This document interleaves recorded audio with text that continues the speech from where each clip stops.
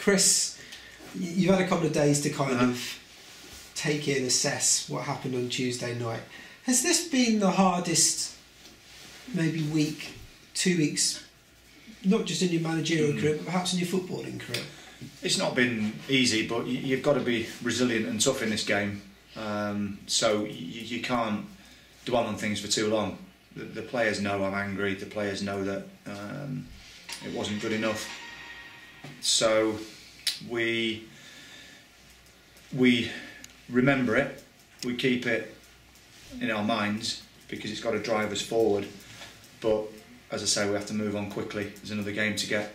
There's a training to be done, and that's what we've been doing today. You know, we're soon to go out again and have another tough session, and that's the only way I know to work hard. I'm a hard worker in life.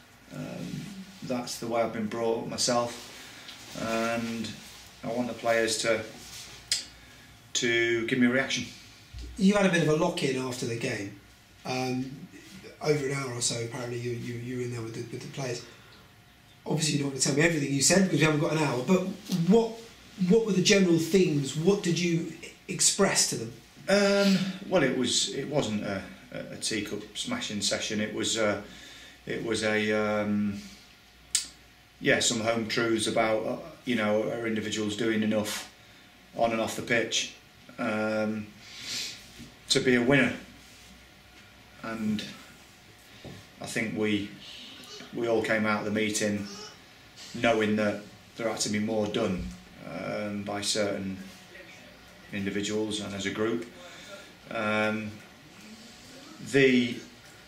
The fact that somewhere there's no surfaces to train on, the fact that we may have had difficult scenarios is irrelevant.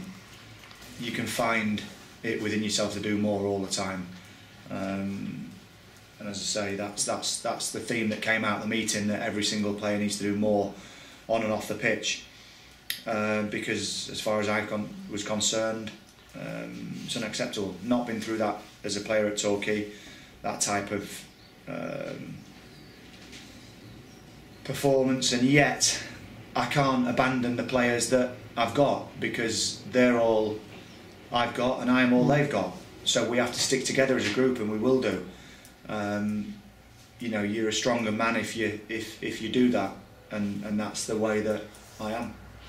Difficult question to ask, but you read on the Twitter and the message boards and things like that, and people are saying perhaps it's time for Chris to go, all those sorts of things. One, how does that affect you when you hear it or read it? No, it doesn't affect you at all. As far as I'm concerned, I'm doing a job and I've signed a contract that I'm going to see out. Is there any pressure on you from? Of course, there's pressure to win games. You'd be stupid to think there isn't as a football manager. We were overachieving for part of the season. We were underachieving for part of the season. So we've done both. Have I ever been given the tools to go and attack? No, I don't think anyone would argue that I have. It's always been save. That doesn't excuse losing against Braintree 5-1. That is for sure. So I'm not saying that. But in my time here as manager, I want to be given the chance to go and do it.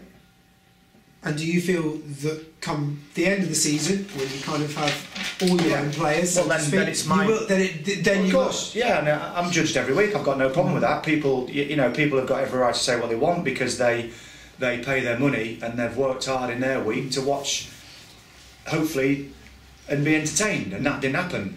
As long as the line's not crossed with me as an individual and as a man, it's water off a duck's back. Yeah. Because it has to be. You've got to be tough, thick-skinned in this job, that's for sure. I think any manager would tell you that from top to bottom.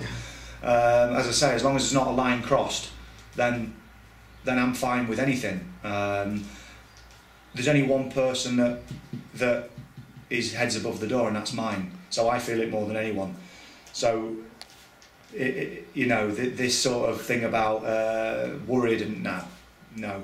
The only thing I'm worried about is my family. The only thing I'm worried about is the people that employ me, and the only thing I'm worried about is the fans. Now, worry about yourself. I'm a tough northerner. I'll survive in any circumstance. But as I say, I want to be given that chance to do what I think I can do at the club, and I've been hamstrung from day one, and that's life. That's not anyone in particular's fault. That's circumstance. I've arrived at the club at a time where that was the circumstance. There's some brilliant people at this club on and off the pitch, all trying to push us in the right direction, and that's what I'm trying to do. Kidderminster at the weekend, and we may talk about the Kevin Nicholson factor later on. Those sorts of things always seem to crop their heads, don't they? But is this, bearing in mind the record and the home defeat and all that, is this the most pressure game of the season in a way? No, I'd say it's an important game. I'd say that it's a game that we need to show a certain mentality, and so with that does come a little bit of pressure, no doubt about it. But I think it's more about mentality, attitude, what the players are about, what they're giving to the shirt, what they're giving to the fans. That's what I want to see as a manager, and if all those things prevail, then you get a result. So all you can concentrate on is hard work, doing your job with and without the ball, having pride, having commitment, not having fear when you're on the ball. All those things turn into a performance. So lumping it into one expression of it's a massive game, you got to win it, for a group of young lads, I think you've got to go deeper than that and say it's about you doing your individual job. It's about you then in your units and you're building up and getting a performance in the end. It's a game that we approach like we do any other game. We went into the Braintree game, I did, thinking we're going to win the game, and at times we looked comfortable.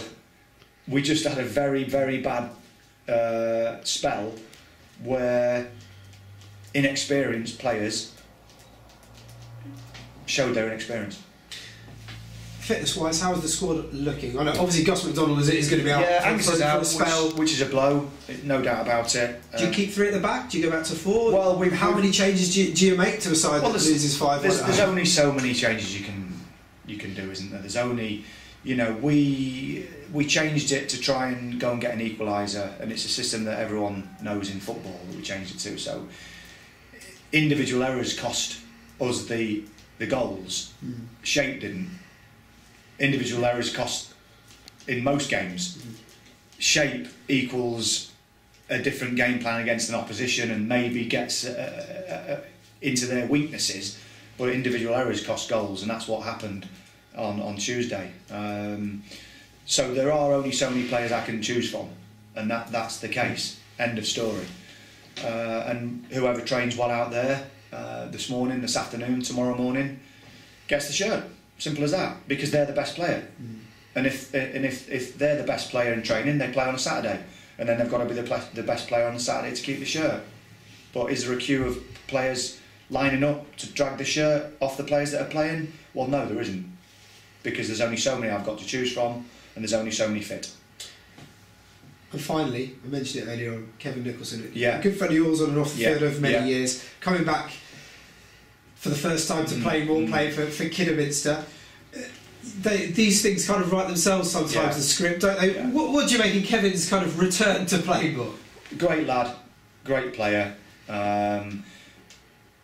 Difficult for him last season, difficult for me, and it would just be good to see him. End of story. His club are going through a bad time. He also knows how football's changed, where you can't so much have that spirit and also anger with lots of the younger generation of players. It's really difficult, and I think he's found that recently. He's played hundreds of games, and he says that when he speaks to younger players, they don't speak to him for 3 weeks.